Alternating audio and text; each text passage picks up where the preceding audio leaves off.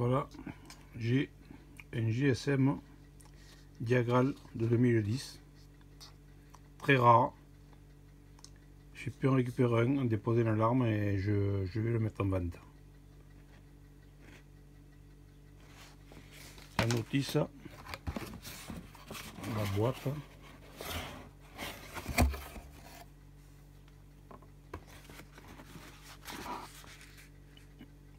le guide de pose d'installation, toute la documentation est fournie.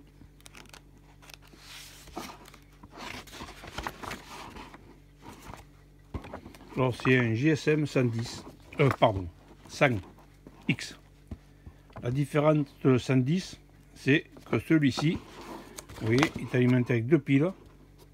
Il y a une batterie de secours, mais il n'y a pas de transformateur alimenté en 220. Il est fourni, il est alimenté par deux piles. Bon, ces piles, c'est seulement pour le fonctionnement.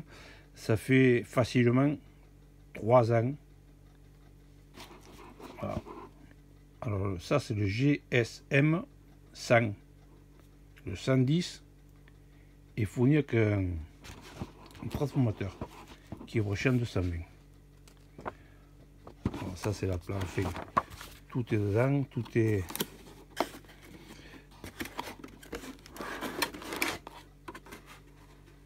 Voilà. La bête. Il est propre. Il est code, bon, il est remis en usine. Hein.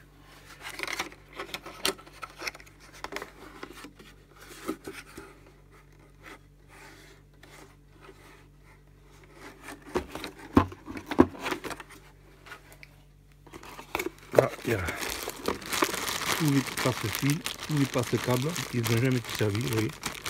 Ils sont tout neufs.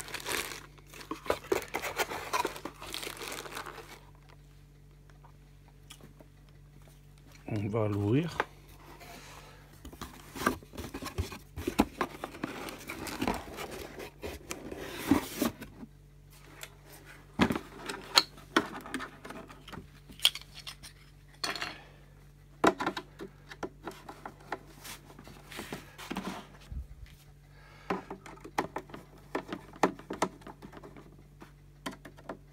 C'est le même aspect, pour ceux qui connaissent, c'est le même aspect, le même fonctionnement, les mêmes éléments que le TT 390 de Diagram, toujours alarme de 2010. Car ils ont modifié, bon, comme vous savez tous, hein, enfin tous qui en ont, ils ont modifié leur système et le reste n'est pas compatible maintenant. Alors voilà l'emplacement pour les piles. Là, il y a la batterie de secours, la petite batterie qui est chargée par les piles. C'est juste pour, en cas de coupure, en cas d'usure, c'est d'avoir un petit secours. Ici, c'est l'emplacement pour la carte SIM. Vous voyez, on la glisse là-dedans. La batterie, on va la brancher. Alors, où ils sont les petits? Voilà.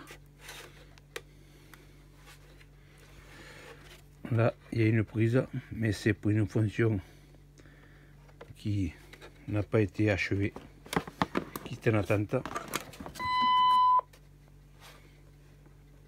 Déjà, il a parlé avec la batterie de secours.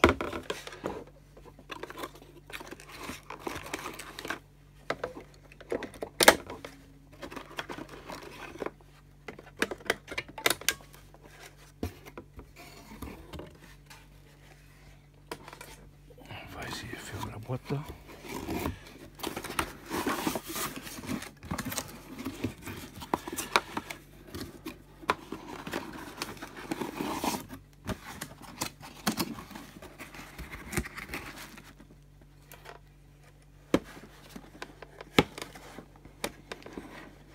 Alors, comme vous voyez, de suite, je ne sais pas si vous voyez, dès que je branche les piles, il passe en mode configuration. Alors, date et heure.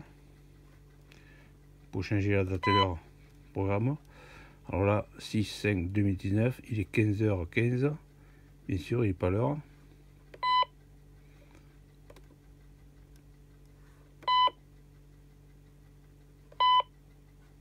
Programmé. OK. Choix de la langue. Code PIN de votre, je sais pas si vous voyez, c'est pas évident, enfin c'est code PIN, programmation, code PIN, code d'accès 1. Alors quand vous voulez changer, vous appuyez sur 1. Exemple, je vais remettre code d'usine, vous tapez 9, 9, 9, 9. Voilà, 4, 9, ou 5, 9, ou 6, 9, comme vous voulez, 5, 6 chiffres, faites OK.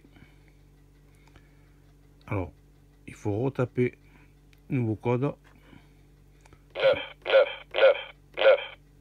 OK. Répétez le code. 9, 9, 9, 9. OK. Voilà. Code d'accès 1. Après, code d'accès 2. OK. Alors, on refait. 9, 9, 9, 9. OK. Retapez le code. Il n'y a qu'à suivre au nouveau code. 9, 9, 9, 9. OK. Répétez. 9, 9, 9, 9. OK. Voilà. Le code 2 est terminé. Identification vocale. Identité télésurveillance. Choix d'antenne GSM. Alors, on fait OK. Alors, si vous avez une antenne interne, bon, je veux dire, le transmetteur, lui, il a une antenne interne. Antenne externe. Vous voyez, il y a en option la possibilité de brancher une antenne externe. Mais il est rare qu'avec l'antenne qui est fournie avec l'appareil, que ça ne fonctionne pas bien. Dans tous les cas, ça va très bien. J'ai jamais eu le cas que ça ne passe pas bien. Sinon, oui, il y a possibilité. On retourne en arrière, choix du GSM. Type radio, bon là, OK, c'est Twin Pass. Celui-là, on le laisse comme ça. Programmation numéro d'appel. Là, pareil, numéro 1, numéro 2, numéro 3, numéro 4, numéro 5, numéro 6, et ainsi de suite. Après, s'il clique, c'est là, voilà, c'est le, il va lui-même va appeler pour se contrôler. Enregistrement message, hein. Alarme, choix la langue, vous voyez, il y a tout. Alors, je l'ai testé entièrement et il fonctionne parfaitement bien. C'est un appareil que je connais parfaitement et en cas de problème, vous n'avez pas de souci à vous faire, je pourrais vous renseigner sur l'installation et la programmation. Voilà. Un GSM 100.